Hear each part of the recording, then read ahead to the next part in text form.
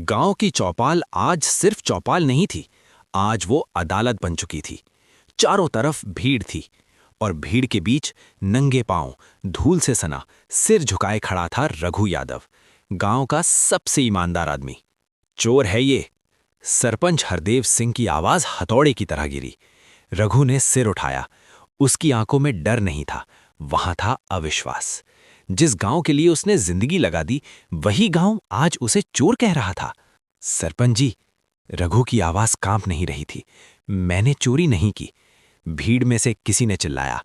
सबूत मिल गया है, मंदिर का सोना इसी के घर से निकला। रघु के पैरों तले जमीन खिसक गई। मंदिर जिसे वो रोज साफ करता था, भगवान जिसके सामने उसने कभी झूठ नहीं बोला, लेकिन पंचायत को सच नहीं चाहिए था, उन्हें चाहिए था एक अपराधी। हरदेव सिंह मुस्कुराया, वो मुस्कान जो सिर्फ ताकतवरों के चेहरे पर आती है। आज से ये आदमी गांव का हिस्सा नहीं, चोर की सजा बहिष्कार। और उसी पल रघु की दुनिया टूट गई।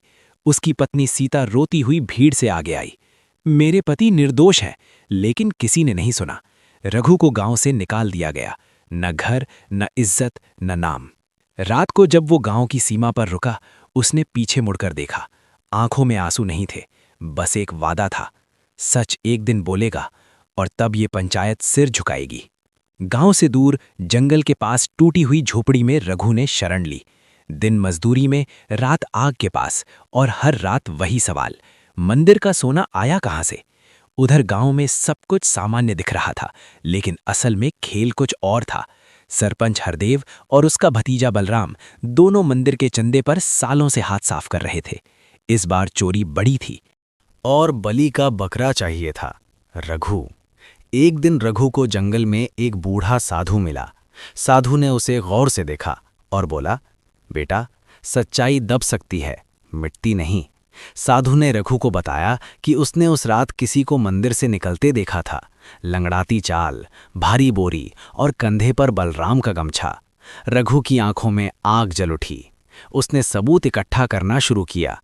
रात में छुपकर गांव आया। मंदिर के पुराने पुजारी से मिला, जिसने डर के मारे सच छुपा रखा था। धीरे धीरे साजिश की परतें खुलने लगीं, लेकिन खतरा भी बढ़ गया। एक रात बलराम ने कहा, चोर जिंदा रहा तो हमारी कुर्सी नहीं बचेगी। और रघु पर जानलेवा हमला हुआ।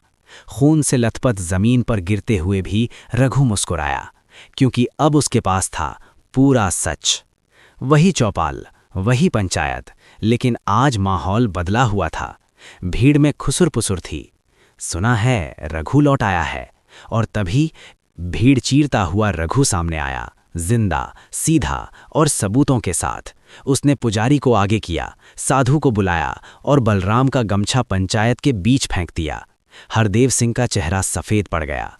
ये झूठ है, लेकिन उसकी आवाज में अब ताकत नहीं थी। गांव के लोग चुप थे।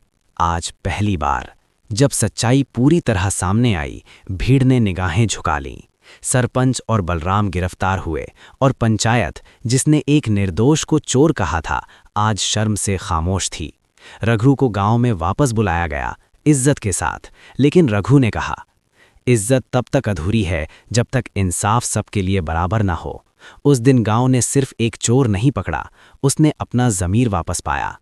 और रघु, वो सिर्फ सही आदमी नहीं रहा। गांव ने रघु को वापस तो बुला लिया, लेकिन हर वापसी आसान नहीं होती। जिस चौपाल से उसे चोर कहकर निकाला गया था, आज वहीं माला पहनाई गई। ढोल बजे, नारे लगे, रघु यादव जिंदाबाद। लेकिन रघु मुस्कुराया नहीं, क्योंकि वो देख रहा था भीड़ में वही चेहरे थे जो उस दिन सबसे ऊंची आवाज में चोर चिल्ला रहे थे। सीता ने धीरे से कहा, अब सब ठीक हो जाएगा। रघु ने जमीन की तरफ देखा। नहीं सीता, अब असली लड़ाई शुरू होगी। गांव में अब नया सरपंच चुनना था और लोगों की नजरें अपने आप रघु पर टिक गईं।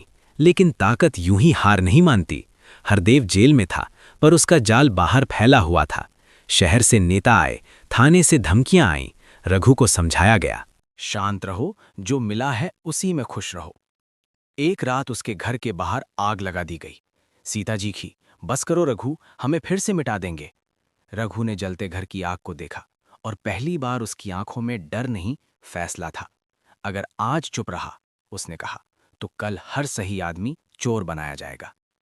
अगले दिन रघु ने पंचायत के सामने ऐलान किया, मैं सरपंच का चुनाव लड़ूंगा। और उसी पल गांव में सन्नाटा छा गया। चुनाव शुरू होते ही गंदगी भी शुरू हो गई।